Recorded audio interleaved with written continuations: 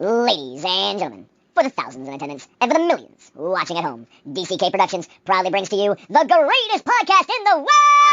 The greatest podcast in the world? Suck it. No, you suck it. No, you suck it. No, you suck it. No, you suck it. I appreciate it if you both suck it. Suck it! We really should stop this fighting. Otherwise, we'll miss the fireworks. There won't be any fireworks. And here we go. And welcome everybody to Suck It. I am the great and powerful King of Kings, Prince of all. That is awesome. Derek, how is everybody tonight? It is a Friday. Thank God it's Friday. As Mama whispered, thank God it's Friday. But it's been a great week. We've talked medical marijuana, we've talked movies, we've talked music, we've talked books, we've talked it all this week. It has been a very eclectic week. That's all I really got to say. It's been eclectic. And then, last night, a beautiful performance from country music star Josh Gallagher. It's just been a hell of a week. So thank you very much for all of your participation and everything else like that, because it's continuing to roll. Because tonight, I have somebody that is an amazing person with me here tonight. She stars in a new movie opposite Shia LaBeouf, opposite Lana Parrilla, opposite George Lopez. Just a whole slew of an ensemble cast in a new movie called The Tax Collector. And I'll show you guys a clip of that here in a second. But her name is Cheyenne Rae Hernandez. And she's actually former military, and this is actually her debut film. And to have such an, ensemble cast and such a cool ass way to, kind of punch your way in the movie industry is pretty badass. So, this is definitely kind of cool for her. And it's really cool for me to have her on the show. Because I want to ask her how crazy Shia LaBeouf is, because everyone knows. I just want to get the trueness of it. She's laughing. I can see her in the green room. But no, I'm just kidding around. No, I'm not. Everyone knows what I'm not. That's the funny part. All right. But anyway, I'm gonna go ahead and play the the trailer now, and then I'll bring her on. So just let's see what this movie's all about. That's what I want.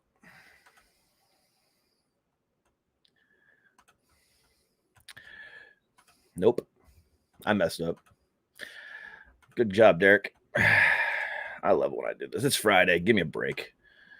Don't say shit in the comments. I don't want to hear it. There we go. It would help if I share sound. All right.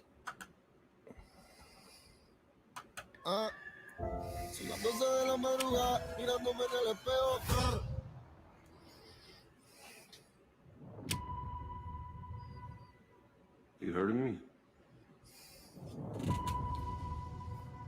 What have you heard? I heard you're the devil. I might be. Come on, fool. Good, eh? Every gang in LA has to pay their taxes. What's up, Holmes? Wake up. If you stack short, go rob a bank, rob your own mother. There's no excuses. Do not test that. Whoa. Guys look like a couple of monsters. Who the hell, man? Yeah, but I'm at peace with that. What's up, Johnny Cash? How about that time you gave me 3 different STDs? Are you kidding? She's kidding. She's kidding. You got your wife, you got your kids, you got your castle. Daddy! I'm supposed to terrorize the herd. That's my function. God allows me to walk through darkness and come back into the light. What did you see, man? I heard that you were bad things. They're taxing 43 different street gangs. That's thousands of dudes in the most violent subculture in Los Angeles. The count's short. Who are you? I'm the future, and you the past.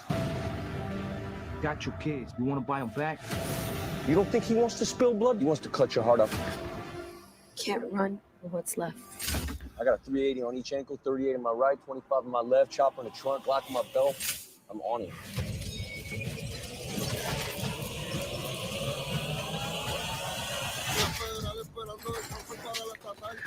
Took my kids, man.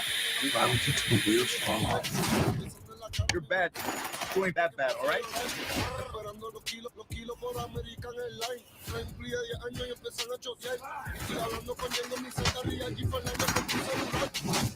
Open your mouth. He'll splatter you brains out. I don't want that. I do. I want that.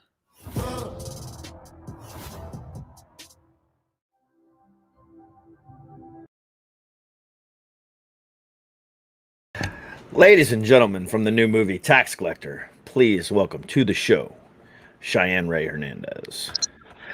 Hello. How are you? I'm great. How are you? You know, it's Friday, so of course I'm good. Yeah, it is. What's Saturday for me? It's Saturday for you because you're calling me from the future because you're in Australia, so that's kind of cool. So this movie is pretty intense. Yeah. It was cool even watching that on here. It's just, I know what you guys see as a movie, but what I see is kind of all of us behind the scenes watching it all happen. And it's just, the memories are just amazing watching that. So tell me about the plot of this film. So it kind of goes into the behind the scenes life of gangsters in LA. So, you know, I mean, people see, oh, okay, yeah, he's a gangbanger or whatever. And then they don't realize, you know, he's got a family who may or may not be wrapped up into this crazy lifestyle, you know? And so it just kind of shows Bobby's family life and, you know, why he's doing the things that he's doing, even though they're not right to do. It kind of shows you how sometimes, you know, there's no choice in the matter, how it's do or die kind of situation. And so you see his happy home lifestyle, and then you see, you know, what he has to do for his family, and then you see Conejo and I, the villains, just come and mess everything up, you know, and it's kind of like, we're bigger, we're badder than you, and we're gonna come take your toys away, pretty much. And then it's kind of a power struggle from there to just, you know, who's gonna come out on top, who's gonna be the biggest and the baddest, you know? Yeah, so I mean, I haven't seen the movie yet. I told you I'm going to watch it tonight after we get done here. So it kind of looks like, I mean, just from the trailer, without doing any further research about it, it kind of looks like Shia LaBeouf's character is kind of like the kingpin of all the different, gangs in LA, and they all have to pay him taxes or pay. What exactly is it? So the kind of the biggest baddest right now is Bobby Soto. He's actually the main character, and Creeper Shia is his best friend. And so they do everything together. They're complete and total partners, but people know that Bobby's kind of the one that calls the shots. And then Bobby's father in the movie, he's kind of the leader of everything. So you'll kind of see in the movie how the power kind of goes from Bobby's father, kind of transitions into him, and then he kind of spreads the word, and then Conejo and I come up and say, you know, we're going to take you and your dad, kind of thing. Gotcha. Okay. Yeah, because sometimes with movies like this where, you know, the biggest, person on the screen isn't the main character, the trailer kind of, doesn't really show that. So I wanted to make sure we got that cleared up. And for obvious reasons, they're going to show, Shia LaBeouf more in the movie than anybody else in the trailer, just because it's Shia LaBeouf. Yeah. Pretty much when you see Shia, you see Bobby. They're together the whole movie pretty much. Yeah. They're partners in crime. Gotcha. Okay, good.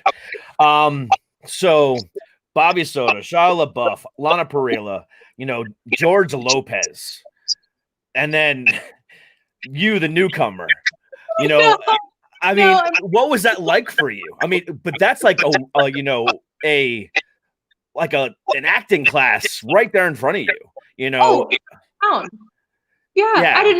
I I didn't know what to expect. I really didn't know what I was doing. I learned through the experience. I mean, that was my first major role. That was my first audition really in Hollywood. Mm-hmm. And it was just every single one of them. I mean, I said this before, I felt like I was a peasant among kings, you know. I just kind of walked in, you know, whatever you say kind of thing. Yeah. And I was very intimidated because being the newcomer, I didn't want to let everybody down, you know. And I didn't want to be the one to bring down the movie. And so that was kind of over my head, a cloud over my head the entire filming process. But every single one of them just made me feel completely at home. I mean, they brought me into their families. I mean, it was just, I cannot be more grateful for how they treated me and how they helped me. It's like, I thought that me being the new person, that I was going to be the outcast. I mean, my whole life, I've never really fit in anywhere.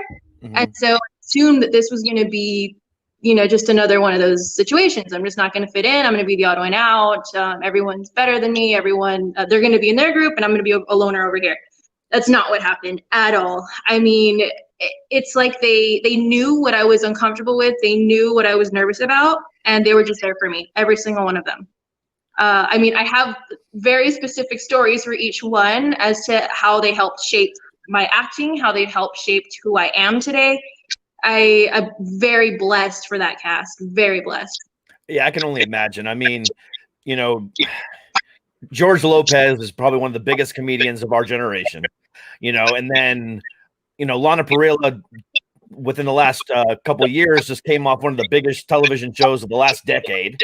And then Shia LaBeouf, you know, Shia LaBeouf. But I mean, it's like, yeah, I mean, I don't know what I would do in that situation. That's crazy. It was terrifying. Absolutely terrifying. Did anyone take you under their wing?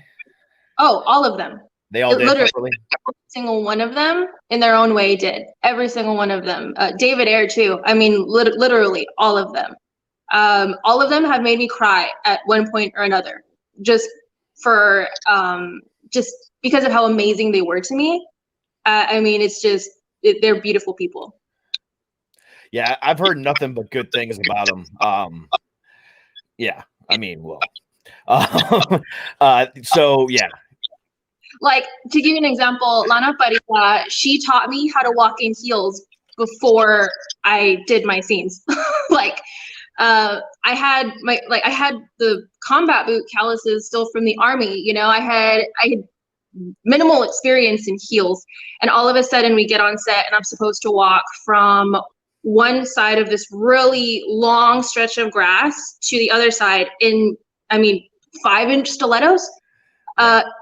Maybe I'm exaggerating with the inches. I still don't quite know. But so I remember I stepped in the grass at first and my feet just sunk into the grass. And so I'm having a inner panic attack on the opposite side of the set, and thinking, okay, I can barely walk in heels, and now I have to strut sexy across this huge lawn in stilettos. And so I was kind of attacking myself in my head on the side, and Lana, with all of her grace, comes up and she goes, "Honey, do you need some help?"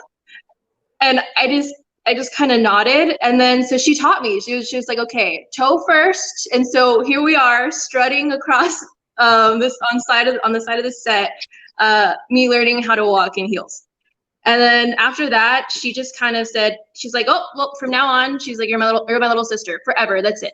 And so she, I mean, I stayed with her all the time. I still talk to her all the time. I'm here in Australia right now, but if I wasn't, I'd probably be at her house.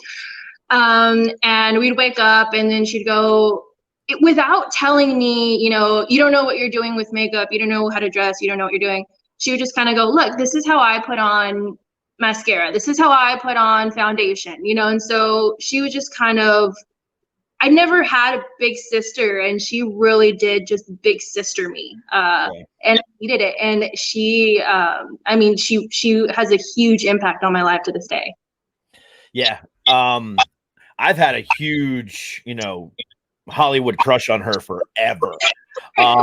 Yeah, I mean, since Spin City, I've had just, and that was how long was to go with Spin City? That was what, 20 years ago? Yeah, she's gorgeous. She is. And then, on Once Upon a Time, even though she was the big bad bitch most of the time, I was in love with her the entire time. I am so in love with her. She is like amazing. She's so not the evil witch in person. She's just, I know. Yeah. She's I love her. Yeah. She's just an amazing person, period. From what I understand. And yeah, she's awesome. But yeah, so what was it like working with George Lopez? Oh, I love him. He's hilarious. Okay, so I first met him in hair and makeup, and I didn't know he was going to be there that day. And so I have kind of half my face on, my hair is all crazy, and they're transforming me into Gata. And then he kind of walks in, and I'm, I couldn't believe he was there.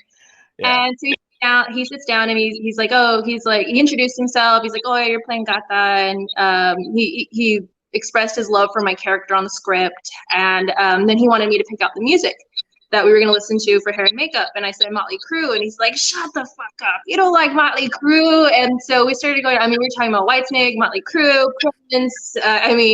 We were just, down this rabbit hole of oldies. And not oldies, but not what people really listen to now. So we're talking about that and our love for them. And then a few days later, he shows up on set and he goes, I just hear his voice and he's like, Gata, Gata, and where's my Gata? And so I go and I'm like, oh, hi, George. And he didn't say anything. He just kind of put something in my hand. I think he said like, don't lose it or something like that. And I opened my hand and it's guitar picks signed by Motley Crue and Prince, like guitar picks that Prince used. And I couldn't believe it. I just couldn't believe it. And he was just absolutely amazing to me. He gave me so much advice every time I asked, and I don't like to ask people for things. Like I find it very hard to go up to somebody and ask for help. Yeah. And so I would kind of ask him something and then he would overshare, pretty much knowing, oh, okay, maybe she wants to know more about this. And, and he would just be like, Mija, listen. And just, give me this long explanation. And I loved hearing him talk, so I would just kind of sit there and listen. And it was amazing. He's awesome. Yeah, that's one thing about this business that I still have trouble with is asking things from people. But the thing about it is, this business, while you're getting started, is literally about networking and who you know. And if you never ask, you'll never get anything. And sometimes it's really hard to just open your mouth and just say, hey.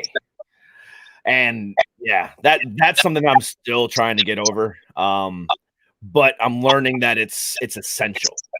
If you never ask, you'll never know. I know. And I've heard that a lot of times. And then it's funny because I feel like I'll go up and I'm about to ask something and I'm like, nope. And I just, yeah. I can't do it. Maybe one day, but I feel like it's weird. I told you I'm usually the one asking people questions about themselves and stuff. I'm not usually the one, oh, I did this. And so I feel like a lot of times when I'm talking to somebody that has a lot of fans and gets asked for things a lot, like it's almost like I feel like I just want to hear, I want you to just talk, and I just like I want to talk to them on a personal level and get to know who they are, not in front of the camera, and I've found that I've had amazing connections with people not talking about anything related to the industry, it's just, I don't know, I like that a lot more than, how can I further my career the way you did, Yeah. Oh, I definitely understand that. And like I said, it's difficult. 100%. Yeah. So Shia LaBeouf, one of the most infamous characters in all of Hollywood at the moment. has done some crazy shit. But I know at the same time, he's also worked really hard to shed that persona. So he's trying to turn it around. I think a lot of it was PR shit. I think he was just trying to controversy creates cash, but at the same time, I think, whatever the case might be, but what is he like really? See, the thing about Shia is he is one of the sweetest, most amazing people that I can honestly say that I've ever met in my life. Really? I'm very protective of Shia. It's, he's a method actor. So he gets on set and he is that character. He gets off set, sometimes he still is that character. He commits everything. I mean, he puts his heart and his soul into everything that he does. Mm-hmm. And so it was really cool. I didn't know he was going to be there when I first met him. I didn't know he was in the movie. And it was supposed to be somebody else, I think. And then all of a sudden, Shia walks in. And then he came up and he was still shaved from the movie he'd worked on before. And so he kind of shook my hand. He's like, oh, hi, you're Gata, I'm Shia. And he walked away and then it clicked. Oh my God, that was Shia LaBeouf. And from day one, he was just like, hey guys, all right, we're a team now, we're family. Here's my phone number. Let me know whatever you need. I'm here for you. I just amazing dude. And he wants to make people happy, and I see it in him all the time where it's like, he just wants to make you smile. He just wants to make you laugh. And like, that was just for my birthday. It was my birthday and I was on set. And it was my birthday the next day, I think. And I was on set. And so I went to go do my scene. And then I came back and then Shia was listening to music. And so he was playing Marilyn Manson and I was like, oh my God, I love Marilyn Manson. And he's like, what? And so we started listening to different music. It's funny, I bond with people through music. And so we started listening to different music, talking about bands and stuff, just jamming out. And then I'm like, okay, I gotta go perform again. So I go and I do my thing and I come back and there's a text on my phone from Marilyn Manson. And he said, Shia aggressively told me to wish you a happy birthday. He's a rascal. And it was just to make me smile. He's just an amazing person like that. I've seen him do that with people on the crew. I've seen him do that with random fans that just see him, they have that moment of like, oh, it's Shia, and he's just a complete down-to-earth dude. And so I had a big issue being sexy on camera. I could not find sexy to save my life. Like I'm a dork. I'm a nerd. It's just sexy was just not my thing. And so for a while, David Ayer, he was just kind of like, you need to find it. You need to find it. I don't know what you have to do, but you need to find it. And of course, I didn't want to let anybody down. So I was like, all right, I will.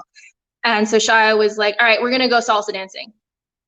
And I was like, I don't like to dance in front of people. Like, I'm weird. I'm not good with attention. And so he was like, nope, we're going to do it. And so we all went salsa dancing. Me, him, Bobby, Chelsea, a few other of the cast, we all went salsa dancing. Still couldn't find it. So it was like, it was a challenge, but he just kept pushing me. And like Shia was just kind of like, you got this, his video, like, you could do it. Like, go, just do it. Yeah, he was like that.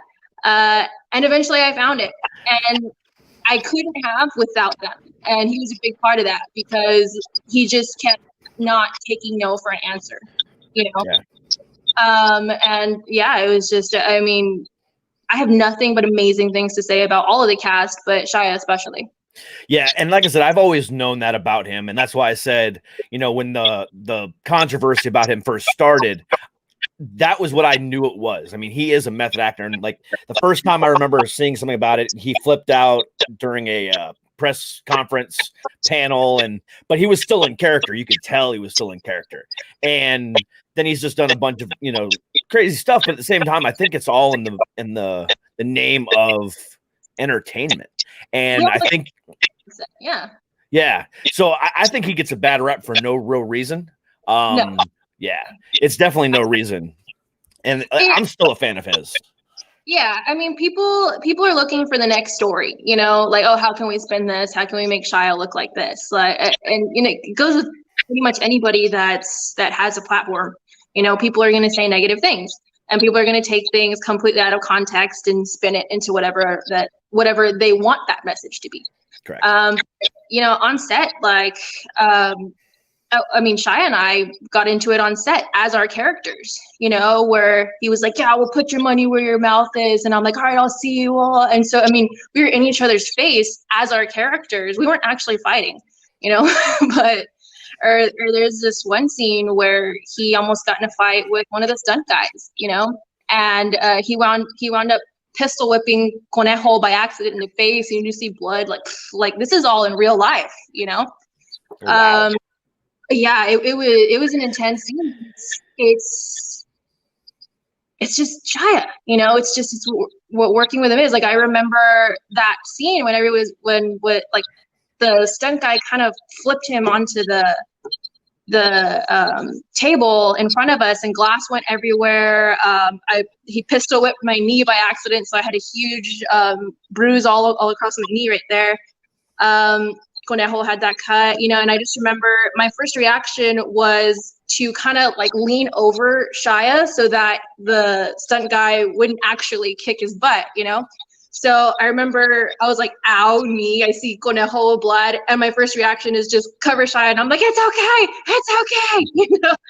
And I just see this huge stunt guy coming towards us, like, but it's like I said, it's just Shia. And it's working on a David Ayer film set too, where everything is real. I mean, he went completely into our characters. I mean, people don't realize the work that goes into becoming those characters. You can't just snap your finger and all of a sudden I'm evil and Shia is a gangster. And, you know, it doesn't happen like that. I mean, we train our brains to become that person. And so I know in the beginning of filming, David kept asking me, who are you?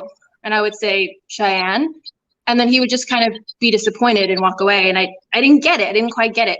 And then he'd say, who are you? Who are you all the time? And then it turned into me saying, nobody. And then it turned into Gata. Yeah. And so that was Shia too. You know, people have to understand he's not Shia anymore. He's Creeper. Yeah. Yeah. I know what that's like all too well. For 15 years of my life, before I got into stand-up comedy and doing this, I was a professional wrestler. And we have got to live that character. If we are anywhere near a show, anywhere, you know, out and about in a place where we're going to go perform a show, we've got to be that character. And I was always the asshole. I was always the heel. I was always this guy that was dark. You know, so when I was anywhere in, you know, near town that we were going to perform in, I would go out wearing my black makeup and my fingernails would be painted. I'd be wearing an all, you know, black suit or whatever the case might be. And I would be that character. And it was so difficult to maintain that because sometimes, you know, these little kids that were still trying to figure out whether or not wrestling was real or not would come to me and I would have to be the dick and I would have to be, you know, and it was so difficult. And then going to the shows and doing it, you know, just living that character is very, very difficult. I mean, that's one thing that people just don't understand is between acting or method acting or whatever the case might be. When you're in that mindset, you forget about who you really are. And sometimes it's cleansing for people. Like for me, who, you know, being that I suffer from mental illness, I'm bipolar and I have severe anxiety, getting to be somebody else for an hour or a couple hours was very, very healing for me. But at the same time, it was when I had to come back to earth and realize, oh, wait a minute, Lucas is dead. He's not really here right now. Derek is back. That was very difficult for me to do. So I understand it. It's hard. Definitely. By the way, you wrestlers were my first real heartbreak. Because when I found out, my brother and I found out wrestling wasn't real, oh my God. Like, I remember taking down my John Cena and my he lied to me. But and then it's like, as I get older, it's like, it is real for you guys, you know? It's just like, our characters are real for us. I felt like after the movie, I couldn't get rid of her. I had to physically like kill her in my head to get rid of that character. And I know I had friends at the time, they were like, who are you? I don't even know who you are. And I didn't know who I was, you know. I really went down the rabbit hole after that. Yeah, it's hard to take that. It is. 7 years ago, whatever it was, when I broke my neck. It was 2013. So yeah, 7 years ago. I broke my neck in a car accident, and that ended my wrestling career. I wrestled 2 more times after that, after I got healed and, you know, surgery, whatever. My wife was like, nope, we're done. And I'm like, okay, cool.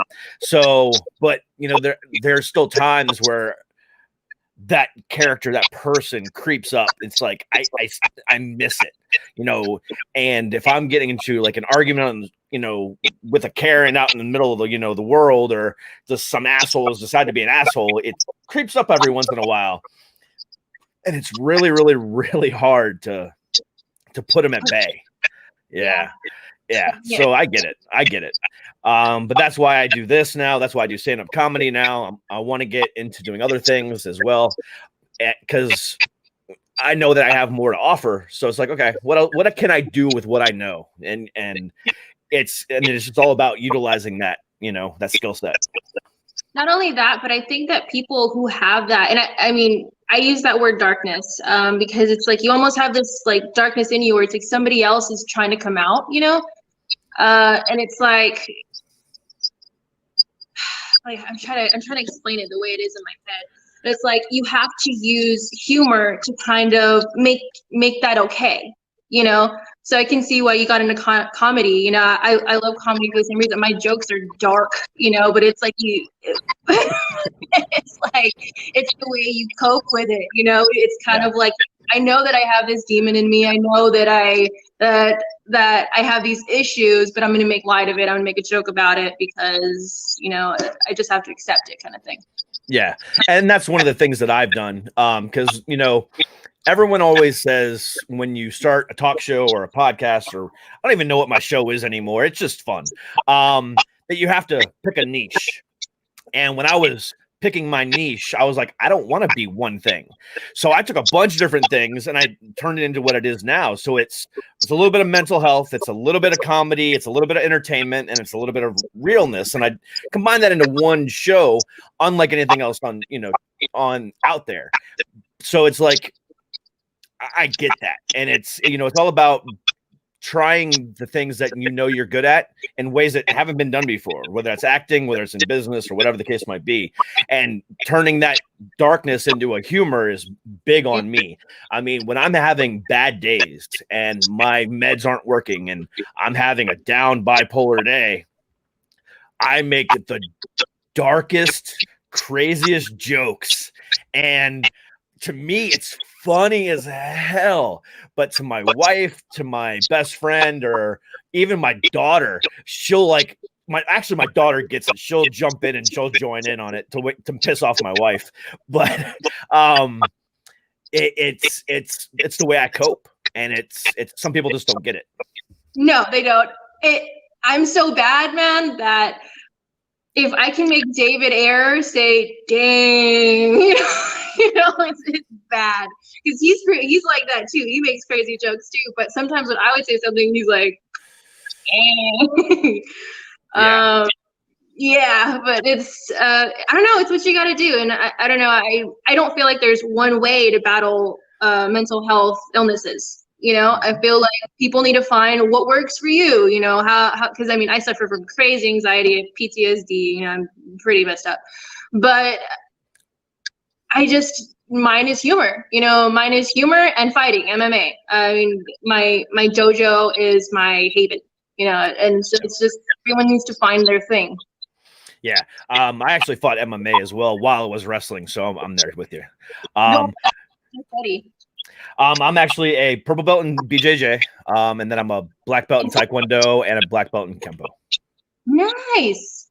Yeah, I just do the BJJ and Kempo, and then Russian boxing. My sensei, Alexander Richard Mosqueda, I mean, he's like amazing. Every time I walk into that dojo, he knows exactly what to say, exactly what to do. It just like, he just looks at me and he's like, all right, we're going to do short form. All right. Looks at me today. All right. We're going to go hit bags, you know? So it's just, MMAs, it saves my life. It really does.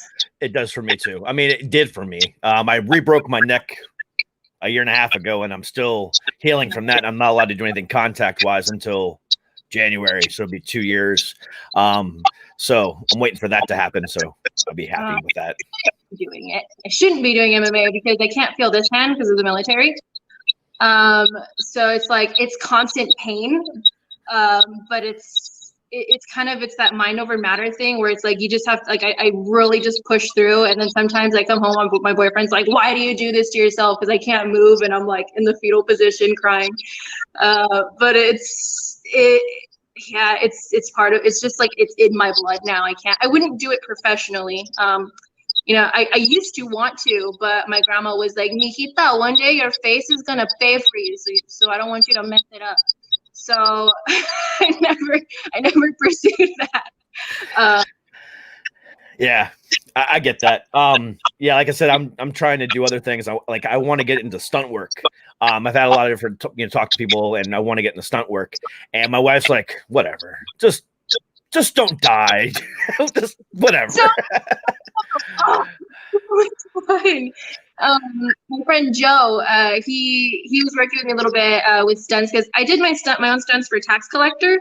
But it's kind of, I didn't have the training to. I was just too stubborn to let my stunt double do things for me, and so I kind of annoyed David until he let me do it myself.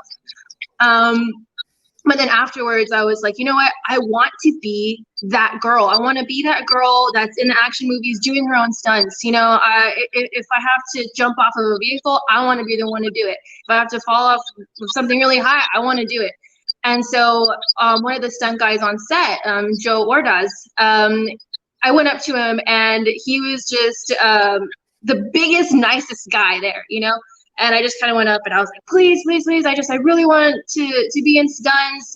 Can I just follow you around and watch what you do and learn that way? And he's like, yeah, of course. And so him and his wife took me to this course where they were showing the different squibs, the different explosions. So I got to learn about all of that behind the scenes stuff. And he promised that when I'm back, he'll light me on fire, which I'm really excited about. And yeah, I want to be that girl, you know, I want to do it myself. I'm very stubborn, and that's probably one of my downfalls and my best attributes, but yeah, stunt stuff. I love them. Yeah. As far as like stunt, like I wouldn't be like the stunt driver or the stunt, the guy that gets lit on fire. But as far as like the fighting and falling and, that kind of stuff, that I want to do. The other stuff, y'all can do that. I can fall. I'm good at falling. I do that when I don't mean to. Yeah. There's a right way to fall. I know how to fall, so. Yeah. Well, Kempo teaches you that really well. Yeah. Oh, and then obviously wrestling too. So. Yeah. Oh, yeah. Exactly. Yeah.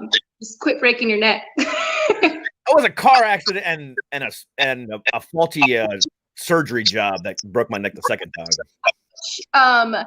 I can't feel any of this, and I have the thoracic outlet syndrome and the herniated disc right here. And that was I was in the back of an LMTV in the military, and we were in the Mojave Desert on a pre-deployment. And the medic that was the medic in the back of the LMTV before me didn't strap anything down, so there was a bunch of MES chests that were just kind of sitting there. And we didn't have, and so all of a sudden we get a call at 3:00 in the morning, and they're like, "We got a mass casualty, a whole bunch of casualties at once." They said a striker flipped or something like that. I still don't know if it was a simulation or not.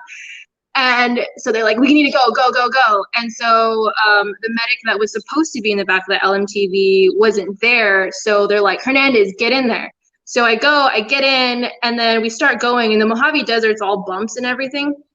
So we hit a bump, and I just remember this MES chest going up, and I remember letting go of the bar to do that. And then that's it. I wake up the next morning, and they said that I had blood coming out of my nose, my ears, had a traumatic brain injury. My top rib, I don't know what was going on over there, but they said it like came out or something.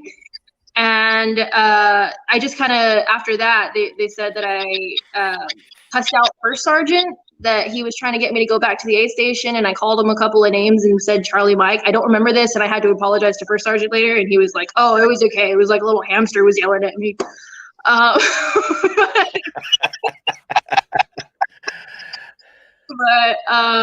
But yeah, so after that, I can't feel any of this anymore, so I probably shouldn't be doing stunts and things, but you know, passion is passion. When you want to do something, even if it hurts, you know, and it sucks, it's there. You have to do it. It's in you, you know? Yeah, absolutely. So let's talk about that for a second. So you spent how long in the military? Almost 4 years. I did my 3.5, and then eventually once, so this pinky and this finger, it's like I can pretty much do whatever. It feels like, you know, when your foot's about to fall asleep and you're like, no, and you're trying to wake it up before it falls asleep. Yep. That's what this is, 24/7, and it kind of goes down to here. And so I kind of kept going in, and I was like, this is killing me. I can't. Even rucking was. I mean, I just felt I was trying to constantly suppress tears. And then they did X-rays and everything, and they're like, yeah, you're messed up. You know, you have thoracic outlet syndrome. They listed everything, and then they're like, if you can't feel that part of your hand, we can't keep you here. You know, because you can't drag soldiers across the battlefield and stuff if you can't feel that part. Which, I mean, I can. It still works, but you know, Army. Yeah. And so that plus the traumatic brain injury, I wound up getting another traumatic brain injury not too long after that. And so they kind of said, you know, don't hit your head for a while or you'll die, kind of thing, which is hard for me because I'm a klutz. And so the Army, they did the medical discharge. So now I'm technically, well, I am a retired veteran, which sucks because I felt like I had a lot in me still. Especially, I mean, I was in an infantry unit, so I was having a blast. I mean, we get to do a lot of fun stuff in the infantry. And yeah, so it sucked to get out after about almost 4 years. So you were a combat medic, right? Mm-hmm. Wow. So how did you end up? Okay, so you left there, got a medical discharge. Now you've gone to Hollywood. Where was the transition there? What exactly led to this? Well, so when I first got out of the military, I went to Seattle for a bit, hoping that it would be a mini LA, and it wasn't. And so I was like, you know what? I'm packing up my stuff and my cat and my car, and I'm going to Hollywood. And so I couch surfed where I could at friends' houses and stuff. But for the most part, I pretty much lived in a car and showered at the gym and stuff. And then I started interning at this acting program. And well, first I did the acting program. And then I went up to the owner and I just said, I need 3 minutes of your time. And he said, oh, that's very specific. And I just kind of said, let me follow you around. I'll bring you guys coffee. You know, I just want to learn how you guys conduct yourself in front of other professionals in this industry. And so he let me. So I interned there. I was literally sleeping in the parking lot of Universal Studios, and then going and interning. So it was just kind of a back and forth. And then I would shower. Some of the other interns had hotel rooms and stuff, and I would shower there. Or I did meet this amazing Hawaiian family at one point that let me stay with them in their hotel too. So it's like I've had guardian angels throughout this experience. But then I met my acting coach there. And then she just kind of said, I don't know what she saw in me. It's weird. I've had 3 people say the exact same thing about me in a row, which was Joey Jensen, my acting coach and mentor. She just said, I just see something in you. She's like, I think we can do this. And so she's been my mentor this whole time. She introduced me to my manager, Mitchell Gossett, who had never signed anybody new. And he said that he agreed to meet with me as a favor to Joey, and he didn't plan on signing me, but he's like, I don't know, I see something in you, let's do this. And I was like, okay. And then I met David Ayer, and he's like, I see something in you. But David was like, I see something in you, you're going to be big, you're going to be huge. And so it just, I don't know, they were my guardian angels, you know, it was just crazy. And I mean, I personally think that it was my both of my brothers were killed by a drunk driver on Christmas Eve of 2014. And I want to say this without crying, hopefully, but I feel like they have been with me this whole time. So I feel like they, you know what I'm saying? Like they were with me when I met these people, so that this could happen. Yeah. Oh, I definitely agree with. I definitely agree. Stuff like that happens. So don't be afraid to cry. I cry all the time on this show. Once the down breaks, you have no idea. Oh, I know the feeling. Yeah, like I told you, this show is real. I don't give a shit. But it's yeah. Well, I understand. I tattooed so it was Isaiah, Joshua, and Joshua's girlfriend Shannon that were killed in this accident by the drunk driver.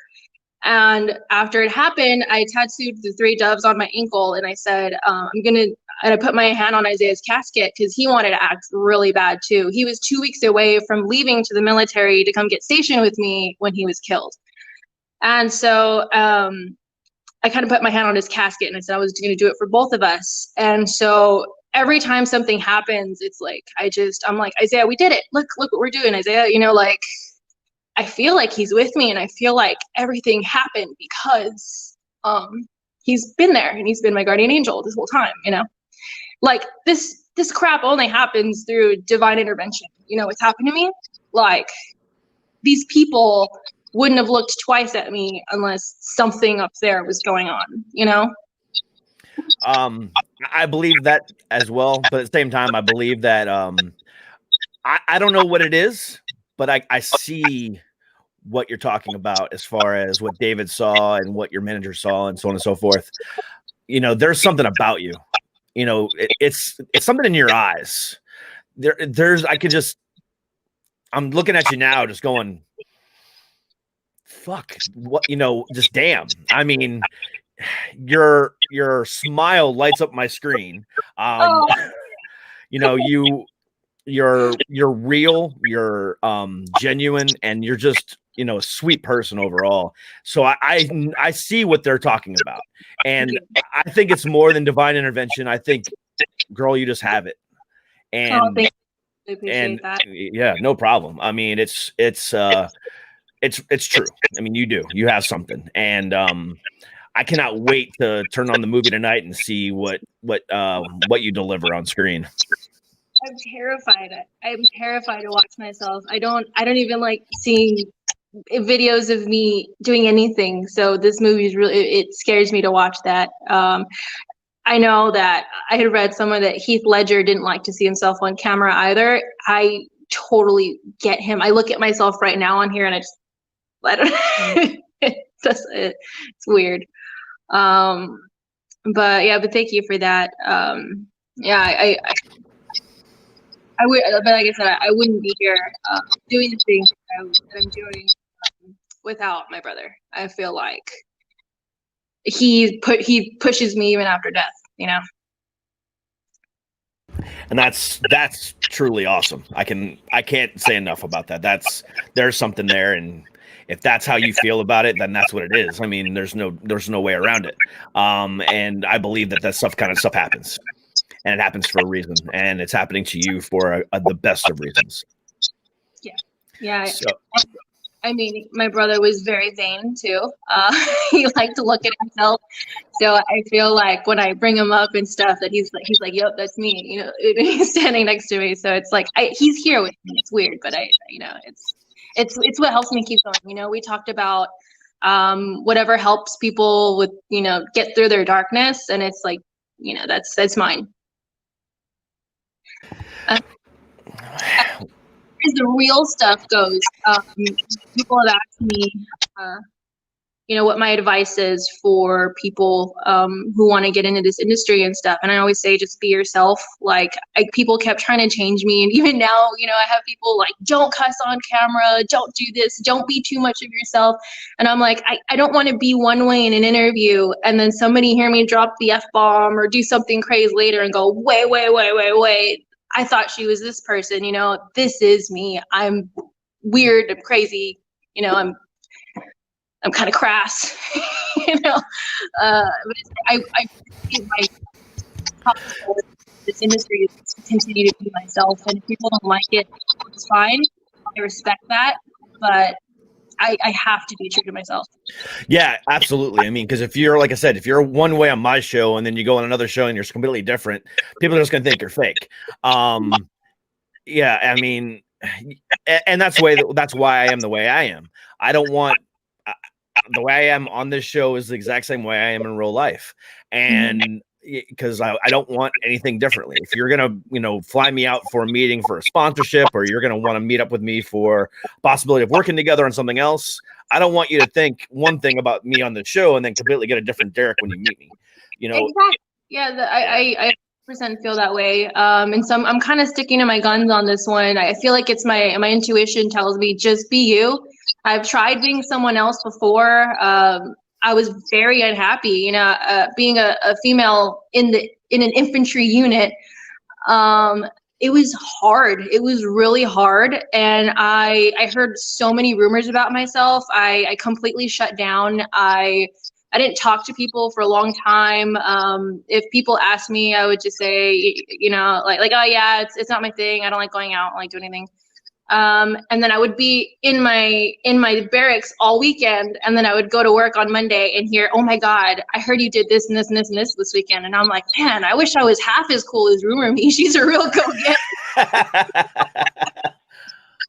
Oh yeah, Rumor Me was cool.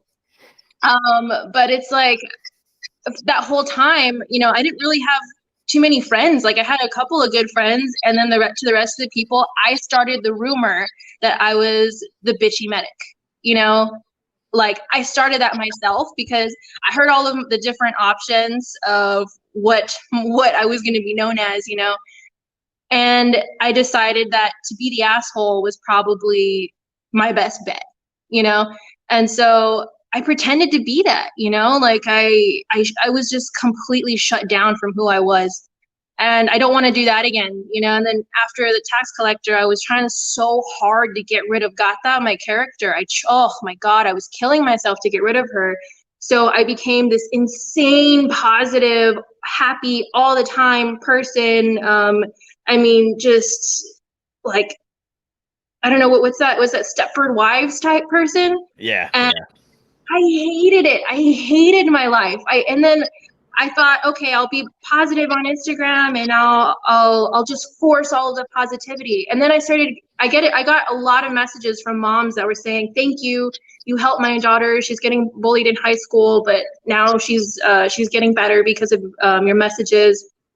And that was great. But then it got to the point where I was getting messages from these young women that were like, I'll never be as positive as you. I'm just going to kill myself. And I was like, what? I mean, nobody's that positive all the time, all of us break down. And so I actually one time posted a video of me crying for something dumb, just because I was like, this is the reality, is that not everybody's always happy. Not everybody's always perfect. Everybody's human.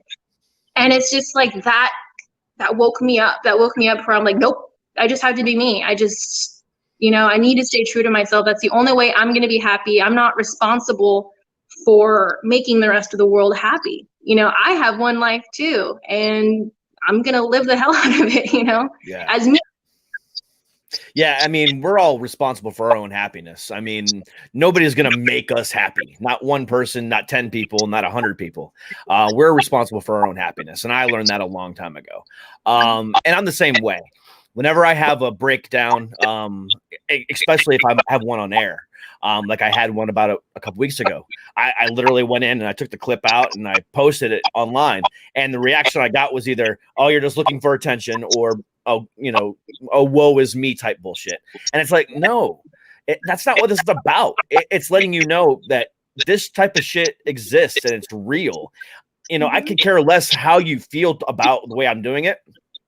But it's not for you then. If you think I'm doing this for attention, it's not for you. It's for somebody else down the road who's considering suicide. I've been there twice. I've considered it twice. And I never want to go back to that. And this is how I cope. Of my 500,000 listeners that I get in a month, I only care about that one person that gets a message out of this whole podcast. You know what I'm saying? You know, I don't care how, you know, whatever else. If I get one message a month just saying thank you, then my 500,000 or 499,000, you know, means something. But at the same time, it's that one that's the most important. Yeah, exactly. And I don't think that a lot of people grasp that some, like, not every message is for them. I think people are under the perception of, what message do you have for me today? And it's like, it may be a message for your neighbor. You know, this may have nothing to do with you, but someone somewhere in the world needs to hear it. And I mean, like you said, as long as you're helping that one person, I'm sorry, but I mean, if the other one wants to say something mean, then that says nothing about you and everything about them. Exactly. I mean, in this one interview, we've covered, in the last hour, we've covered a lot of different shit. So, I mean, if somebody came onto this interview, they can get, I mean, there's a ton of messages out there for everybody in this interview, whether it be, oh, I'm a female, I want to go, I'm 18 years old, I want to go in the infantry. Can I do it? Oh, this chick did it, so can I. Oh, I have mental illness. I lost my brother. You know, how did she deal with it? Oh, now I know I can do it. Oh, Derek has, bipolar disorder, but he can come on air every day. You know, whatever the case might be. Oh, I want to know what George Lopez is like. You know, there's a lot of different things that we covered. And that's why I do the show the way I do it. And there's no script because, you know, we've just been able to have a conversation based off of a 5-minute conversation that we had prior to the show and just literally talk for the last hour. And that's why I do what I do, because I wouldn't have been able to get to the realism of who you are if I just, wrote down questions based off of a little PR thing that I got from our PR rep.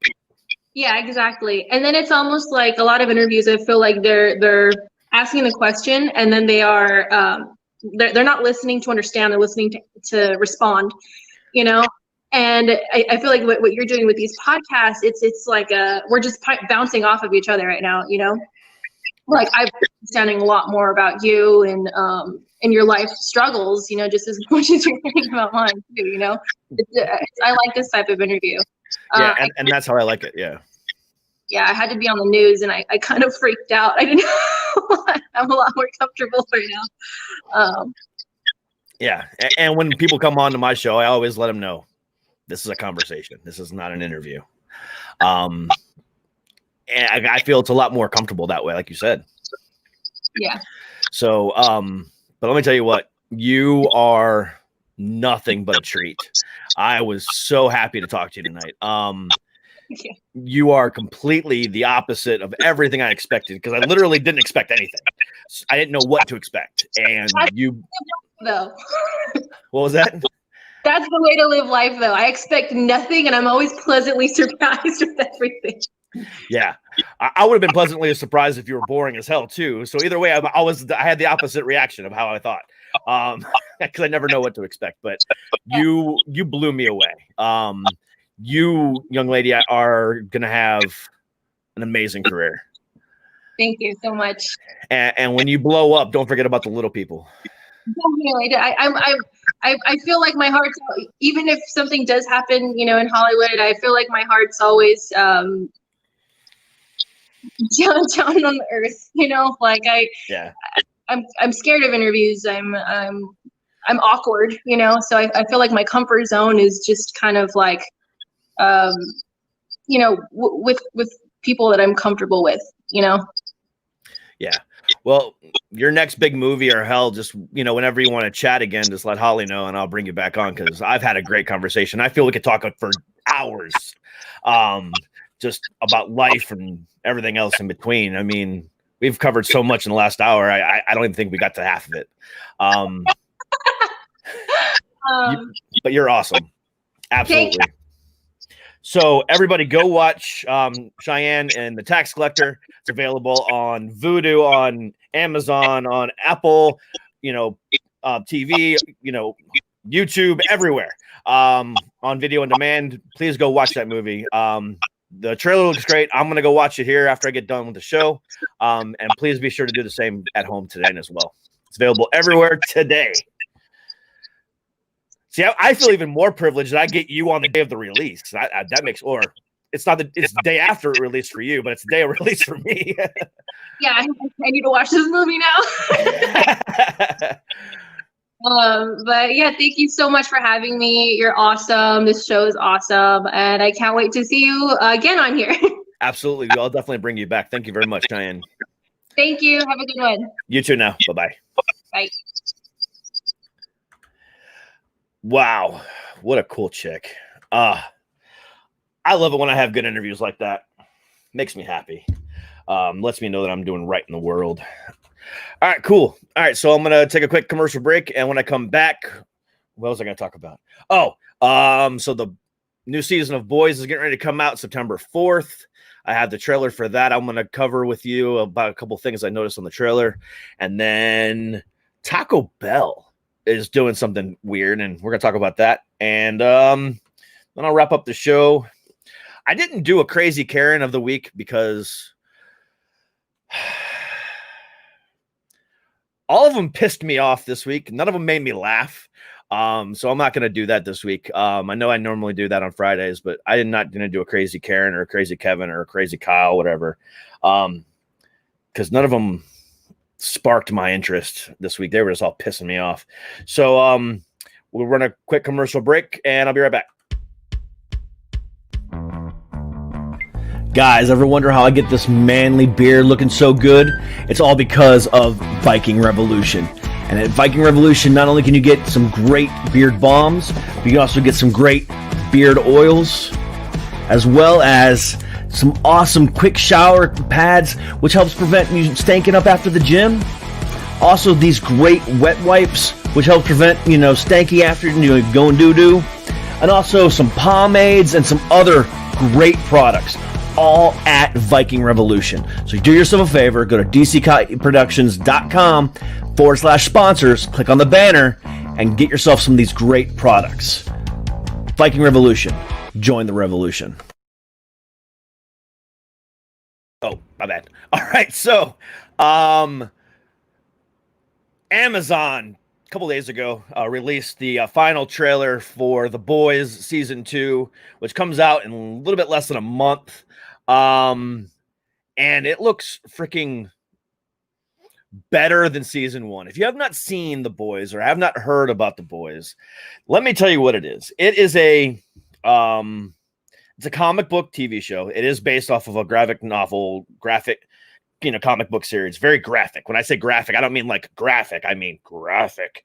Comic book series that basically portrays a world where superheroes exist, but instead of, but then at the same time, it's a world where they're modernized in a way that makes them, there's comic books written about the actual superheroes. There's movies written about. So imagine if the Marvel universe was real in this world, there really was a Spider-Man, and yet we were making books and movies about him as well. So that's kind of what this is. But at the same time, the superheroes portrayed in this, this show, they are complete assholes, or most of them are anyway. The main character, Homelander, which is kind of like a knockoff Superman, is a big old dick. Then there's the character called the Deep, and he's kind of like an Aquaman ripoff, but he's a misogynistic prick that has that took advantage of one of the new superheroes in Starlight. Then there's a Wonder Woman type, and she's kind of keeps Homelander in check, but at the same time, Homelander has like a spell cast on her. It's a really good TV show, and it's not what you expect. The very first opening act of the series shows just one of the most horrific deaths I've ever seen ever. But it's such a way that makes you go, what the fuck is going to happen next? It's a train wreck waiting to happen, that you're just constantly wanting to watch to find out more and what happens next. So season 1's already been out. It's been out for about a year. Season 2 comes out September 4th. and it looks killer. So if you know about the show, I have the trailer for you now. If you don't know about the show, take a look at it, and we're going to discuss it here momentarily.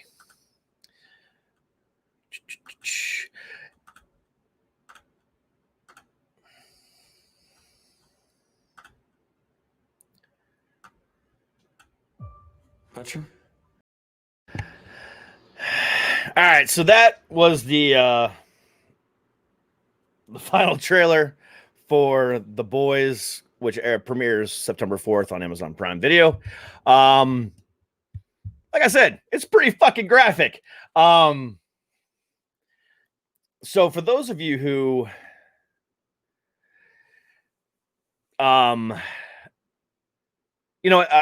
I don't care. Spoilers ahead. If you haven't watched The Boys or are going to watch The Boys, spoilers ahead.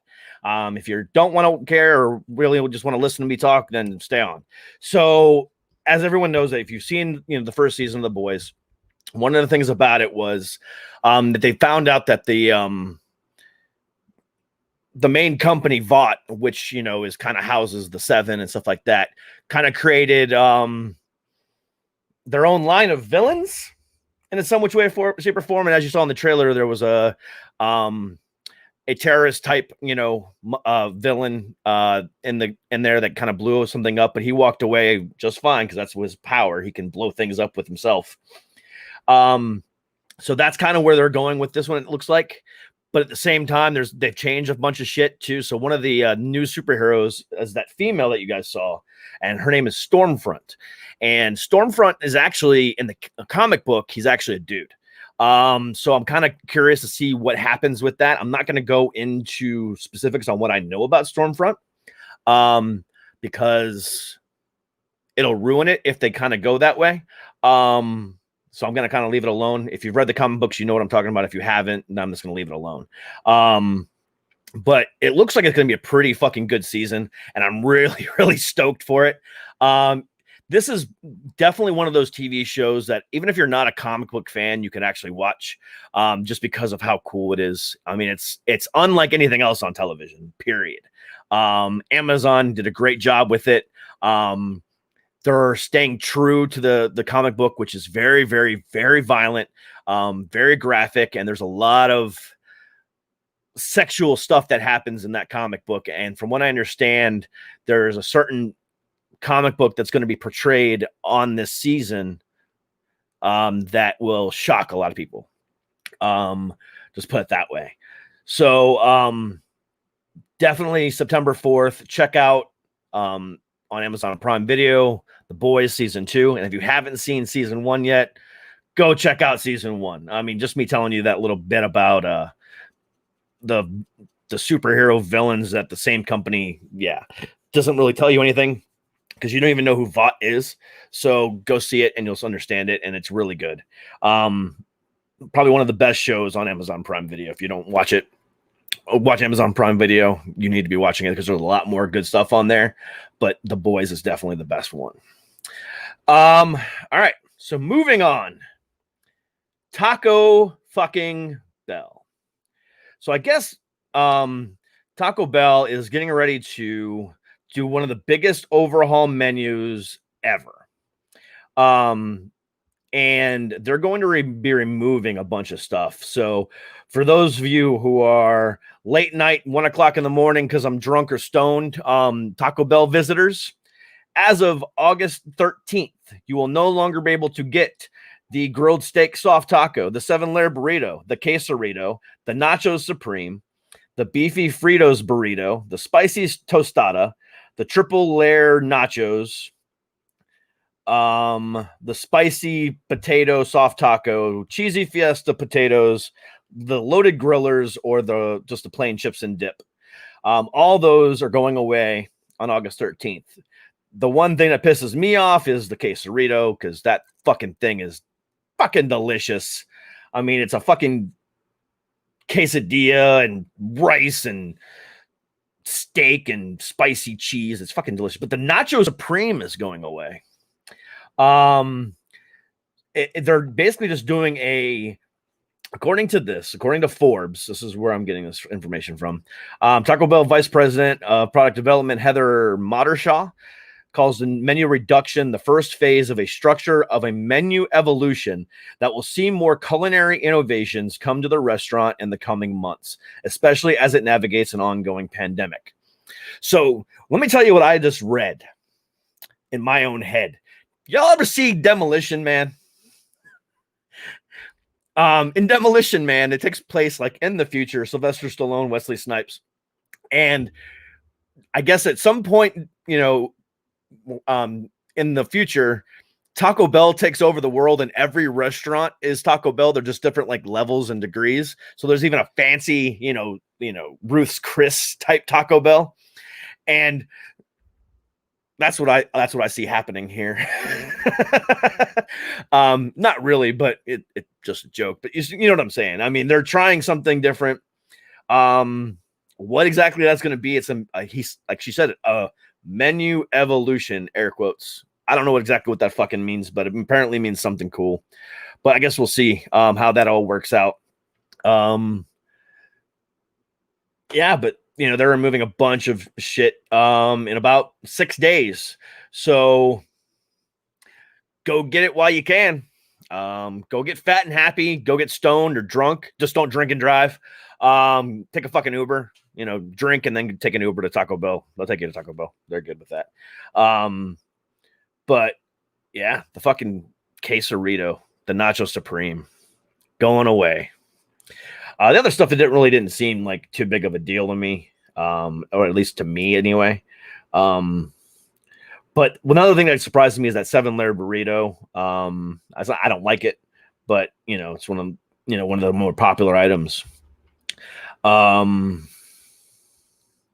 So they're also right now testing some type of chicken wing, which I guess is being tested in somewhere in California.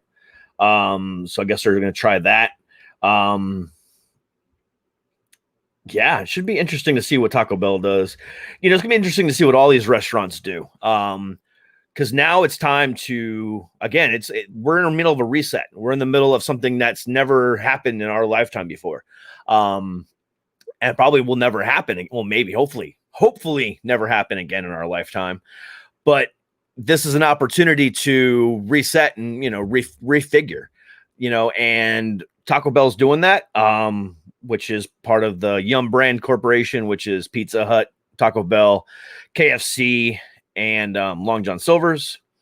So I'm curious to see how that comes out, and see what they do, because, you know, if they're going to revamp that, well, Pizza Hut's always trying to innovate something. Some of that shit is just horrible and bad ideas, but they're trying. KFC does the same thing. I mean, hell, when you can think of, let's take 2 fried chicken breasts, put in between some sauce, some bacon and cheese, and the chicken is your fucking bread. You know, you got some pretty evil geniuses over at Yum Brands. What the hell was the name of that sandwich called? I don't even remember. But yeah, that was an interesting sandwich. Then they tried grilled, and that didn't work so well. But yeah, the things that KFC, Taco Bell, Pizza Hut, and Long John Silver's comes out with, I haven't seen a Long John Silver's in forever, but they still exist. But yeah, so there's some interesting stuff going on there. And like I said, restaurants overall just need to get innovative and get people back in the buildings, or at least through the drive-through or Uber Eats or Postmates or whatever the case might be. But now's the time to innovate and reset.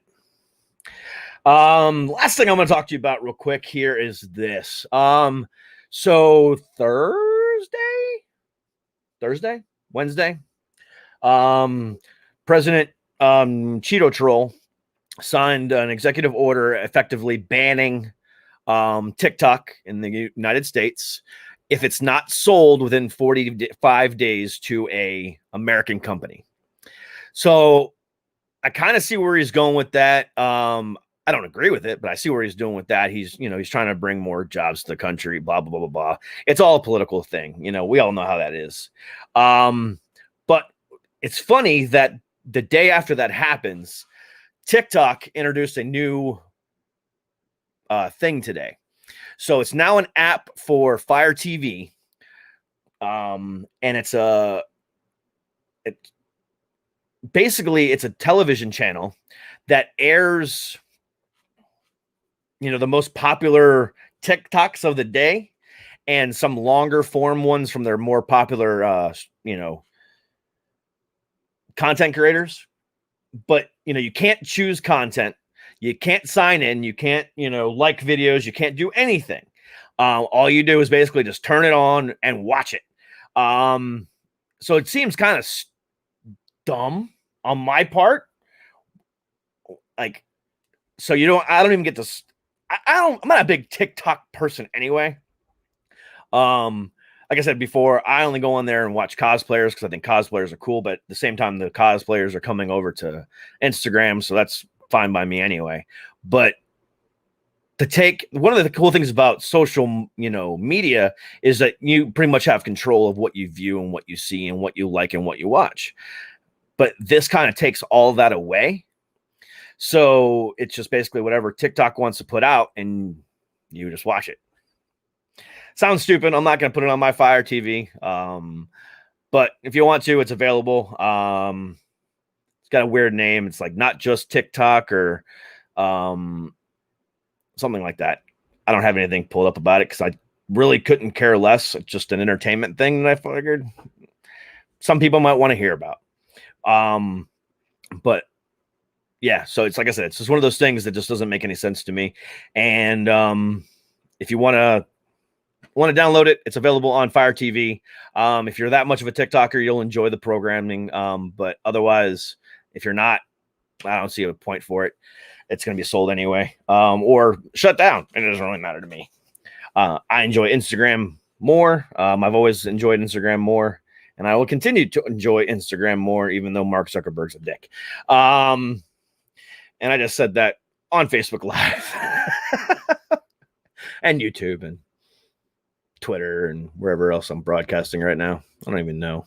But that's it for this week. This week has been fucking great. So on Monday, I had on an author. Tuesday, I had on a stuntman / actor. Wednesday, I had on, Tommy Reagan, the star of the new movie Mighty Oak. And then yesterday I had a CEO of a marijuana CBD company. And then today I had Cheyenne. Last night, Josh Gallagher performed for us. Next week, we've got two big performances from some pretty big local acts here in the Virginia, D.C. area. So next week if I get my thing to pull up, next Wednesday, I have a band called Unchained. And then on Thursday of next week, I have a band called Words for Hands. And they're actually really, really good. I'm really looking forward to having them on. Words for Hands will be on next Thursday. And like I said, Unchained will be on Wednesday. And then I've got a bunch more bands coming up here soon as well. I've got the Holly Montgomery Band coming up. I've got Eben Nova. I've got Once Revealed. I've got Michael Waski and the Underground Weathermen. I've got Pillbox. I've got Foglings. And I've got even more than that that aren't even on this list. But damn, the rest of August is going to kick ass as far as music goes. So definitely watch out for, that kind of stuff. Especially Holly Montgomery. I cannot wait to have her on the show. My